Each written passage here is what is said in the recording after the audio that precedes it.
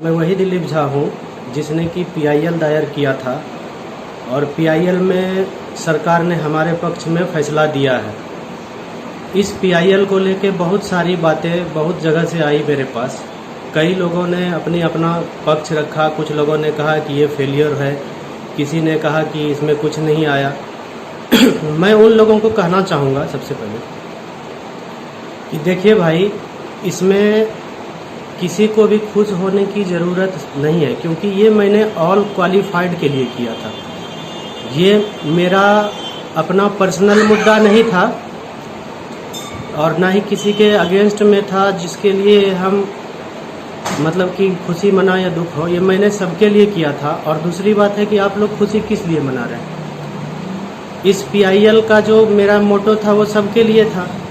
उसके बाद इसमें था कि सबको मौका मिले। इसमें मैंने किसी से खर्चा तो नहीं मांगा था, ना ही किसी को कहा था कि आप मेरे अकाउंट में चंदा डालिए या मुझे हेल्प कीजिए या सपोर्ट कीजिए, जो कि किसी को तकलीफ़ होगी। मैंने जो किया अपने खर्चे से किया, अपने मन से किया था। तो इस चीज़ में किसी को दिक्कत नहीं होनी चाहिए थी कि यहाँ पे आके कोई बोले कि मुझे जो है इस बात की खुशी है या दुख हो रहा है कि मैंने पीआईएल दायर किया और नहीं हुआ फेलियर तो कोई खुशी मनाए।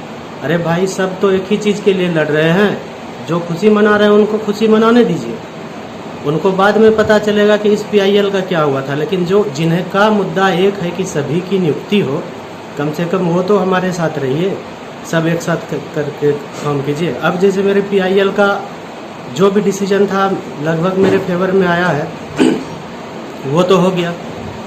अब दूसरा, जो बहुत सारे स्टूडेंट पूछ रहे हैं कि सर आगे का प्लान क्या होना चाहिए। पीआईएल में तो हमारे फेवर में आ गया है, अब दूसरा हमारा प्लान क्या होना चाहिए। तो मैंने सभी को बताया भी था कि अब मेरा एक ही मकसद है, सबसे पहले कि सरकार से सर्टिफिकेट लेना। जैसे भी होता है हम लोग सर्टिफिकेट के लिए सरकार से डिमांड करेंगे। ज़मीनी स्तर से मेरा ये काम अभी हो भी रहा है। हम सरकार के पास बार बार अपनी मांग रख रहे हैं। कुछ जो लड़के हैं जो पटना में ज़मीनी स्तर से काम कर रहे हैं, मैं नाम नहीं लेना चाहूँगा यहाँ पे किसी का, लेकिन कुछ लड़के ऐसे हैं जो पटना में ज़मीनी स्तर से काम कर रहे हैं। वो लगातार शिक्षा मंत्री के पास, फिर अपर सचिव के पास, विशेष सचिव के पास एप्लीकेशन लेके जा रहे हैं कि सर कम से कम जब तक ज्वाइनिंग की प्रोसेस अभी स्टार्ट नहीं हो रही है तो हमारा सर्टिफिकेट हमें दीजिए। उसके लिए हम लोग डिमांड लगातार कर रहे हैं।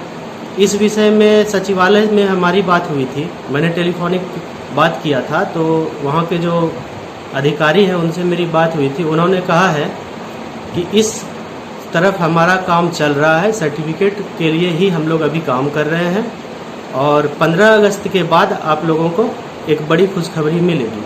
ऐसा मेरा बात वहाँ पे हुआ है। उन लोगों ने कहा कि 15 अगस्त के बाद एक बड़ी खुशखबरी देंगे सर्टिफिकेट के लिए, और सर्टिफिकेट मिलेगा और सबको मिलेगा। वहाँ पे मेरिट और नॉट मेरिट की कोई बात नहीं है, वहाँ पे सबको मिलने की बात वो लोग कर रहे हैं कि सर्टिफिकेट सबको इशू होगा, सबको मिलेगा, सबके लिए काम हो रहा है और आप लोग बेफिक्र रहिए। अगर सरकार इस विषय में हमारे पक्ष में फैसला नहीं करती है, मेरिट नॉट मेरिट कॉलम को नहीं हटाती है या फिर और भी कोई बात है नहीं करती है, तो हमारे पास बहुत सारा लीगल एविडेंस है जो हम दिखा सकते हैं वहाँ पे कि मेरिट नॉट मेरिट तो आपने ही बराबर किया। 26 जून को एक लेटर जारी करके मेरिट नॉट मेरिट को बराबर कर दिया, तो इसको हटाना होगा, ये सरकार की मजबूरी है। फिर भी अगर इसमें कोई दिक्कत होता है तो हम लोग एक प्लान कर रहे हैं जो बड़े स्तर पर आंदोलन किया जाएगा या कोर्ट के शरण में भी जाएंगे कि इसको सर्टिफिकेट से कैसे इसका सॉर्ट आउट किया जाए मामला, और बड़े स्तर पर आंदोलन करेंगे। इसमें कोई दो राय नहीं है। हम लोग सभी स्टूडेंट एक हैं। ऑल क्वालिफाइड की बात हो रही है, मेरिट नॉट मेरिट की बात यहाँ से हट चुकी है। अब हम सभी ऑल क्वालिफाइड हैं और ऑल क्वालिफाइड के लिए ही काम करेंगे।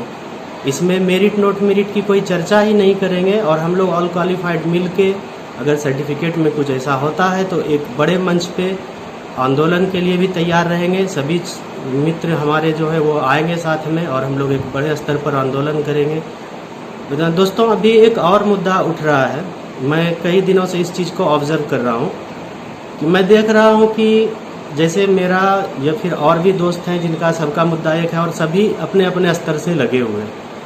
तो यहाँ पे क्या हो रहा है कि ग्रुप भी अलग अलग हो गया है। अब कहीं कहीं ये बात हो रही है कि वो ग्रुप दिलीप झा वाला है, वो ग्रुप किसी और का है, वो ग्रुप किसी और का। अरे भाई, किसी का कोई ग्रुप नहीं है, हम लोग सभी एक हैं। हम लोग अपने डिस्ट्रिक्ट स्तर से ग्रुप बना के अपने ज़िले में जो लड़के हैं उन्हें एकत्रित करके अपनी ताकत को मजबूत कर रहे हैं।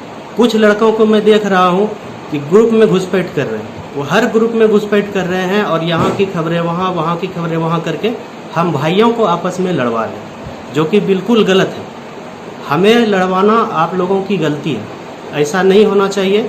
हम लोग काफ़ी समझदार लोग हैं, हम लोग अंदरूनी आपस में मिल के काम करते हैं, किसी से कोई हमारा झगड़ा नहीं है।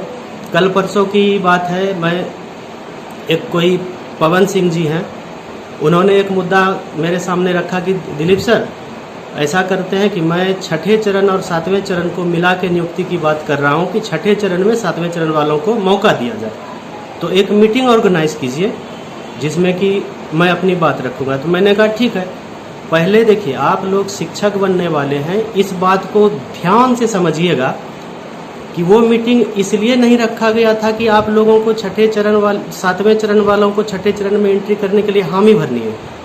मैंने वो मीटिंग इसलिए रखा था कि दिलीप झा का ये मानना था कि अगर 100 लड़के जुटेंगे, उनका मैं राय लूँगा। पंकज जी को मैंने ये बोल दिया था कि मैं सभी लड़कों का राय लूँगा, क्योंकि मैं सभी के लिए काम करता हूँ। सभी लड़के अगर बोलते हैं कि नहीं दिलीप सर ये सही है, तो मैं आपके साथ जाऊँगा। अगर सभी मना कर देते हैं तो मैं आपके साथ नहीं जाऊँगा। ये पंकज जी को मैंने क्लियर कर दिया था। अब वहाँ पे कुछ लड़के एक वीमेट प्लेसमेंट करके थे, उनका क्या नाम है हमको पता नहीं। कोई अच्छा राय भी दे रहा है तो वो उसको काट रहे हैं, कोई बुरा राय भी दे रहा है तो उसको काट रहे हैं। उनका कोई राय नहीं था, बस उनका था कि डिस्ट्रैक्ट करना है।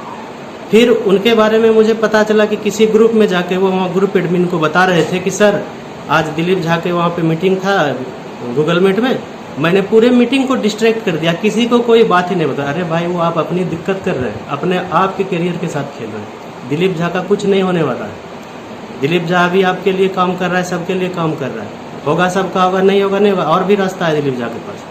अगर ये सोच के कि दिलीप झा को हम गिरा रहे हैं, दिलीप झा को नहीं करने दे रहे, तो ये आपकी मानसिकता है जो कि बहुत गलत मानसिकता के साथ आप आ रहे हैं। दिलीप झा अपने लिए कुछ भी काम नहीं कर रहा। और भी बहुत सारे नेता हैं जो ज़मीनी तौर पे जुड़े हुए हैं, मैं उनको जानता हूं, उनसे मेरी बात होती है। वो लोग भी बहुत अच्छे हैं, अपने अपने स्तर से काम कर रहे हैं। कोई जाके ऑफिसर से मिल रहा है, सारे विभागीय अधिकारियों से मिल के काम कर रहा है, एप्लीकेशन दे रहा है, वो भी बहुत अच्छा काम कर रहा है।